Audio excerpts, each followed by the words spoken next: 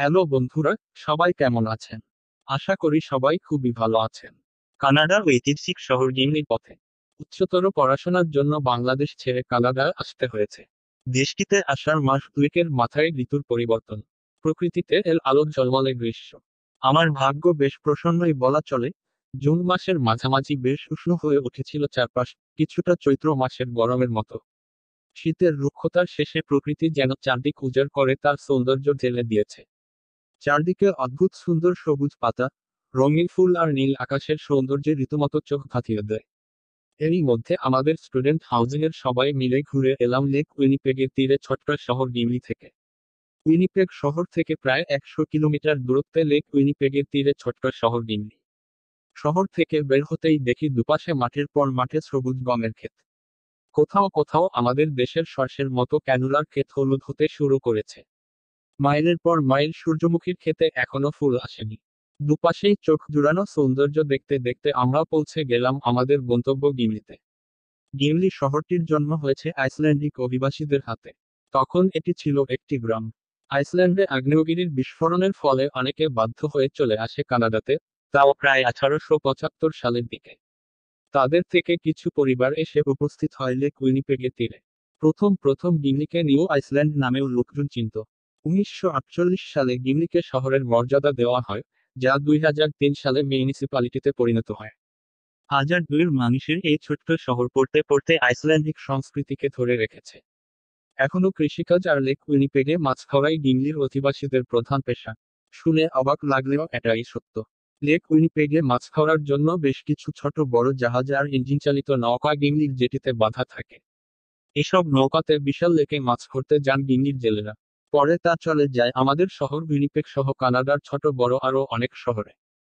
Lake Winnipeg পৃথিবীর 12তম বৃহত্তম lake, প্রায় বাংলাদেশের 6 ভাগের 1 ভাগের সমান। সাজানো গোছানো ছোট্ট গিমলি শহরের মাঝ দিয়ে কিছু দূর যেতেই পেয়ে গেলাম লেকের সীমানা।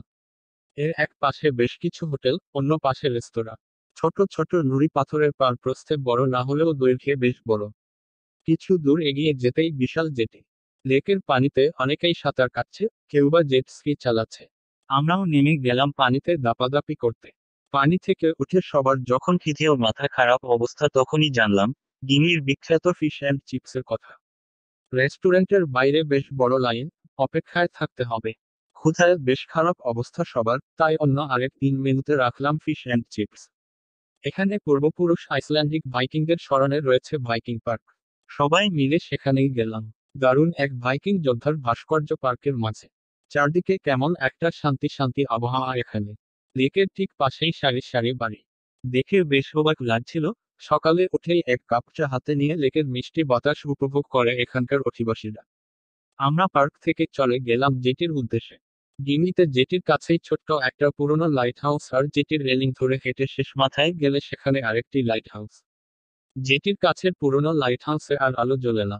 বেশ অনেক বছর আগে এটি ভেঙে গেলে সেটিকে মেরামত করে জেটির পাশে রেখে দেওয়া হয়েছে। সন্ধ্যায় জেটি ধরে এগিয়ে দেখা মিলল দূরের একটা জাহাজ। মাছ ধরে ফিরে আসছে গিমলির দিকে। শৌখিন মৎস্য শিকারীদের বেশ আনাগোনা এখানে। জেটির পাশে বসে ছিপ ফেলে বসে বাতাস খাচ্ছে। অনেকেই মাছ পাচ্ছে। একজনকে দেখলাম গিটার হাতে নিয়ে অচেনা সুরে গান গাচ্ছে। জীবনের বিভিন্ন রঙে যেন রঙিন চারপাশ। উইনিপেগ শহরের বেশ কাছে হওয়াতে গিমলিতে নানান অনুষ্ঠানের আয়োজন হয়ে থাকে। যদিও এই বছর করোনার কারণে সেসব আয়োজন বন্ধ। এসব আয়োজনের মধ্যে গিমলি ফিল্ম ফেস্টিভ্যাল ও গিমলি সেইলিং বা পালতোলা নৌকার উৎসব অন্যতম। এছাড়া বার্ষিক আইসল্যান্ডিক ফেস্টিভ্যালের আয়োজন হয়ে থাকে আগস্টের প্রথম সপ্তাহে। ওই সময় হাজারো মানুষের আগমনে মুখর হয়ে যায় গিমলি। ফেস্টিভ্যালে মূলত আইসল্যান্ডিক খাবার, পোশাক, গয়না, নাটক, গান আর খেলাধুলার আয়োজন থাকে। আইসল্যান্ডের সংস্কৃতি আর ঐতিহ্যকে সবার কাছে উপস্থাপনা করাই এই আয়োজনের মূল উদ্দেশ্য। খুবই ছোট্ট একটি শহর গিমলি। তবে শহরে পথেঘাটে মিশে আছে পুরনোর ছাপ। ঐতিহাসিক সব নিদর্শন, শহরবাসীর জীবনযাপন ও আচার আয়োজনেও ফেলে আসা পুরনো সময় আর ঐতিহ্য সংস্কৃতিকে ধরে রাখার প্রচেষ্টা। তাই গিমলিতে গেলে আপনি ফিরে যাবেন অতীতে, মনোরম প্রাকৃতিক পরিবেশে আর আইসল্যান্ডিক সংস্কৃতিতে।